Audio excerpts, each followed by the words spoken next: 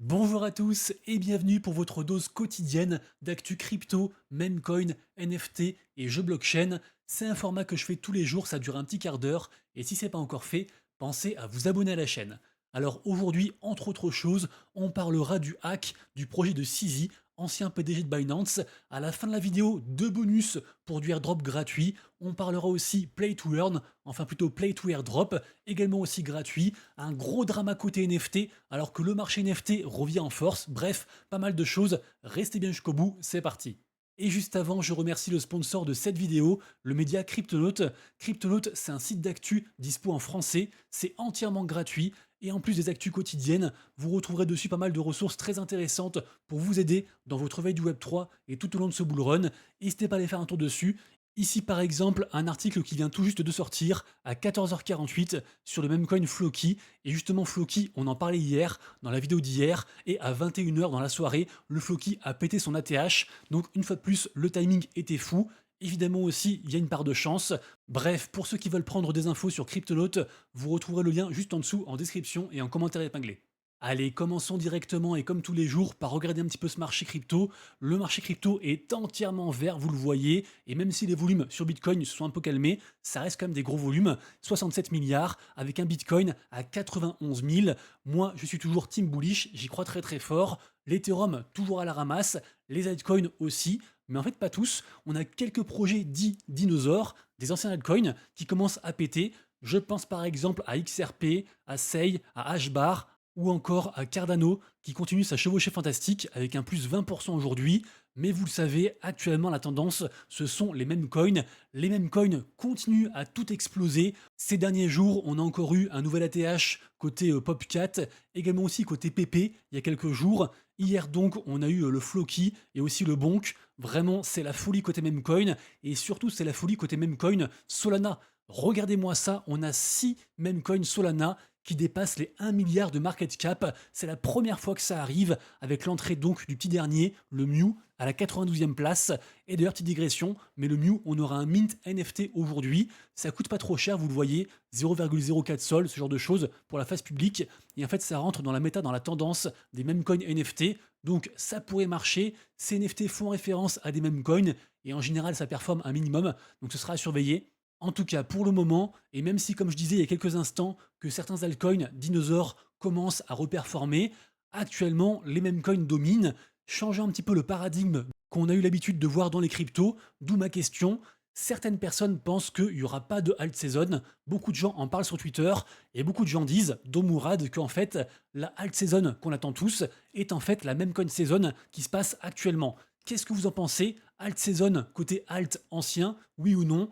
Moi, je pense qu'il y en aura quand même une, mais qu'elle sera beaucoup moins forte que les précédents cycles. Ce qui est sûr, en tout cas de mon point de vue, c'est que le Dogecoin, la septième crypto la plus capitalisée, qui reste bien sûr un meme coin, entre guillemets le tout premier, hautement soutenu par Elon Musk, on en parle régulièrement, ce meme coin devrait bénéficier à la fois de cette meme coin saison, et c'est le cas, et à la fois aussi de la alt season. Donc moi perso, je suis très bullish sur le Dogecoin et je comprends tout à fait le graphique de Mourad. Mourad, un gros influenceur à suivre pour cette même coin season. Et d'ailleurs, vous le savez, Trump a annoncé vouloir créer une réserve nationale de Bitcoin. Et ici, on a le cofondeur du Dogecoin qui pose la question, est-ce qu'il pourrait pas y avoir aussi pareil une réserve nationale mais de Dogecoin? Et vraiment, c'est possible avec Elon Musk. Donc évidemment, le Dogecoin est une crypto très importante à surveiller.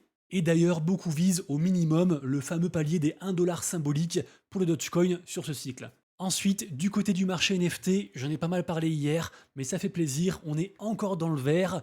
Les blue chips, les leaders, le top 10 des NFT les plus capitalisés continuent à performer et aujourd'hui on a un plus 13% sur El Famoso Singe NFT, donc les Bored Ape, qui affiche un floor price, un prix plancher à 13,3 Ether, 42 000 dollars. Alors évidemment, on est encore très très loin des plus hauts qu'on a connus au dernier cycle, mais petit à petit, les volumes reviennent, la liquidité revient aussi, et donc ça fait du bien. Pour ceux qui sont intéressés, je vous le rappelle, je ferai un récap NFT au complet tous les matins sur mon compte Twitter, avec également aussi des collections que moi je surveille, parmi les perdants du jour et les gagnants du jour aussi, donc n'hésitez pas à aller checker tout ça. Ensuite, on passe à la Fnac, qui introduit un passeport digital blockchain pour l'électroménager. Alors je vous lis, Fnac Darty, en partenariat avec la startup Ariani, lance un passeport digital pour ses appareils électroménagers reconditionnés.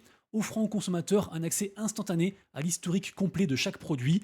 Cette innovation vise à prolonger la durée de vie des appareils tout en garantissant une transparence totale grâce à la technologie blockchain. Alors pour le coup, c'est un petit peu gadget, mais ça rappelle que les NFT ne sont pas 100% que de la spéculation. Il y a aussi beaucoup d'avantages à utiliser la blockchain, à tokeniser des infos, des objets, etc. Et ici, dans une optique de transparence et de traçabilité, c'est un super beau cas d'usage pour les NFT. Ensuite, on passe à un gros drama qui concerne une collection emblématique du monde des NFT. On parle des DeGods, donc ces NFT-ci.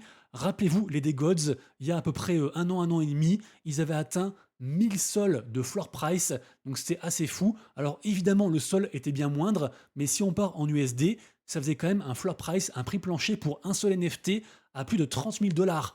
Depuis, ils ont testé beaucoup de choses, ils ont fait beaucoup d'erreurs, et surtout dernièrement, ils ont entre guillemets même conisé leur collection NFT. Ils ont fusionné leurs deux collections NFT plus une crypto qu'ils avaient déjà pour faire une seule crypto avec plus ou moins plus de roadmap. Donc vraiment, le côté Memecoin se retrouve, juste la commu un peu dégène. Tout le monde se retrouve désormais sur un seul canal Telegram, et puis la commu essaie de faire run son token. Le token s'est écroulé dernièrement, là on est à 0,0026, notamment parce qu'on a une très grosse menace d'une des plus grosses baleines holder de NFT des Gods, un multimillionnaire qui était là à la première heure et qui possède pour des millions de dollars de NFT, enfin de crypto du coup des Gods, et au final, lui, il est pas content, et carrément, il adresse un ultimatum à Frank, donc le créateur des Gods.